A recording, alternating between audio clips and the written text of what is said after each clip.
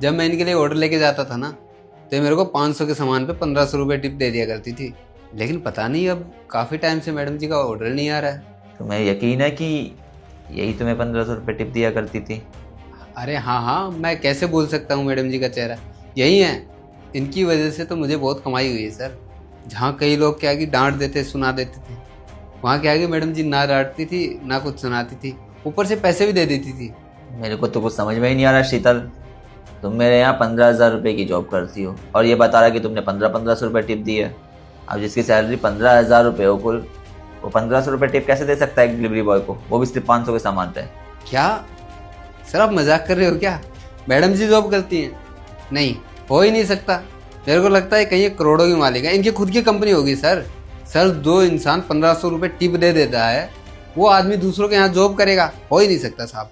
Actually sir बात ये है कि मेरा खुद का बिजनेस था और अच्छा खासा बिजनेस था, सही चल भी रहा था। पर मेरी बुरी आदत ये थी कि मैं जितना पैसा कमा रही थी ना, उतना ही उड़ा भी देती थी। कभी ऐसे ही किसी को टिप दे दिया, कभी बिना सोचे समझे किसी पे खर्च कर दिया।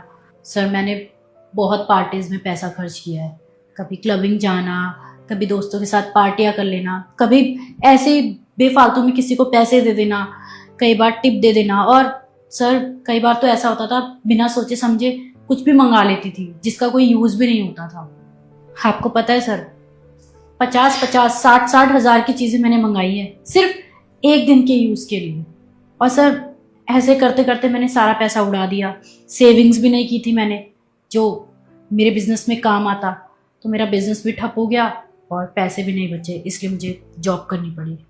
शीतल, तुम्हारी कहानी से एक बात तो मेरे को समझ में आ गई है कि ज़िंदगी में कभी भी इंसान को फिजूल खर्ची नहीं करनी चाहिए। अगर आपका वक्त अच्छा चल रहा है तो उस वक्त जो आप पैसा कमा रहे हैं उस पैसे में से ज़रूर कुछ पैसा सेव कीजिए, क्योंकि बचाया हुआ पैसा हमें उस वक्त बचा लेता है जब हमें पैसों की सख्त ज़रूरत होती है या फिर हम ज़िंदगी में मुसीबत में होते हैं। बाकी दान करो, पुण्य करो, अच्छी बात है, लेकिन फिजूल खर्ची मत करो। और दान पुण्य भी थोड़ा अपना पॉकेट को देख के करो। ये नहीं कि खुद की जेब में 10 रुपये पड़े हैं तो 10 के 10 ही दान कर दो। अब 1-2 दिन के लिए जो सामान यूज़ करना है उसके लिए 50-60 हज़ार रुपये खर्च करना बेवकूफ़ी है।